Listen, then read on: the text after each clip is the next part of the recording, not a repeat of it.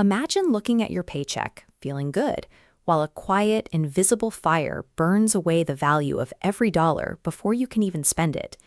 Looking at the raw data from the last decade, the American worker seems to be doing incredibly well. Between 2015 and 2025, the average nominal paycheck grew by almost 43%, projecting widespread prosperity. But the money illusion masks a different reality.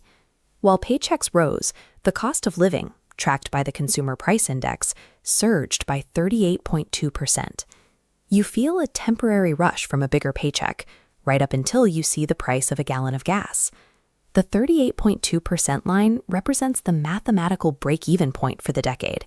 Any income growth below this threshold is a net loss in purchasing power. And as the data shows, the average wage bar barely clears it. Millions of people earned more money, only to mathematically stand completely still. If workers stayed in place while the economy grew, we have to find out exactly where that wealth flowed. To find the answer, we can run a 10-year forensic simulation. We start the clock in January 2015. We will track 3 people, each starting with exactly $50,000. First is the worker. They trade time and labor for a starting salary of $50,000. Second, the landlord. They use $50,000 as a down payment on a residential rental property. Finally, the shareholder. They invest their $50,000 directly into an S&P 500 index fund. Over the next decade, we hit all 3 with a global pandemic, massive supply chain shocks, and rampant inflation, to see whether labor, leverage, or equities truly preserve wealth. By 2025, after 10 years of acquiring new skills and navigating a volatile economy, the worker's nominal salary has reached $71,350, but the worker faces sticky wages. Salaries typically adjust once a year, whereas the prices at the pump and the grocery store can increase daily, leaving the laborer to absorb the costs in the meantime. When we deflate that new salary for inflation, the worker's real purchasing power increased by just 81 cents per hour over a full decade. This is why the labor movement remains so vocal, because for many, the raises they received were just accounting adjustments for a devalued dollar. For the average person whose primary asset is labor, the last decade was a period of survival.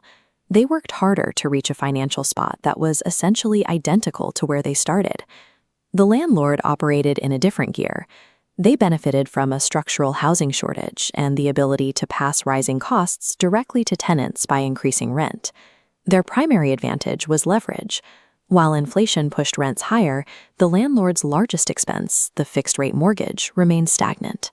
The widening gap between rising revenue and fixed debt created a massive windfall. By September 2025, the landlord's original $50,000 down payment transformed into $245,000 in equity. That is a 254% real wealth gain, achieved passively while the underlying asset inflated. This growth was fueled by the labor force. As rent consumed a larger portion of the average worker's paycheck, it effectively blocked them from accumulating the capital needed to become owners themselves. The shareholder took a different path, owning a piece of the corporations that controlled the prices themselves. As input costs rose, these companies protected their margins by raising prices faster than they raised wages. Through reinvested dividends and capital gains, the shareholder ended the decade with $200,000. Even after accounting for the inflation tax, their real purchasing power roughly tripled. The disparity is stark. While the median worker ground out a 1.1% annualized real gain, the shareholder achieved 9.7%. Participation in the stock market allowed for a level of wealth accumulation that was orders of magnitude greater than the return on labor. This chart reveals the chasm between labor and capital. The worker's trajectory remains flat, while the landlord and shareholder surge. This validates the R is greater than G formula. When capital returns outpace wage growth, wealth inequality becomes a mathematical certainty. The consequence is a modern economy that penalizes loyalty to a wage. To keep pace with inflation, workers are increasingly forced to become hybrid actors, relying on assets as much as they rely on their time. Asset ownership has transitioned from a strategy for building wealth to a necessity for preserving it. In this decade of data, the real raise went to those who owned the productive assets, while the value generated by labor flowed toward capital.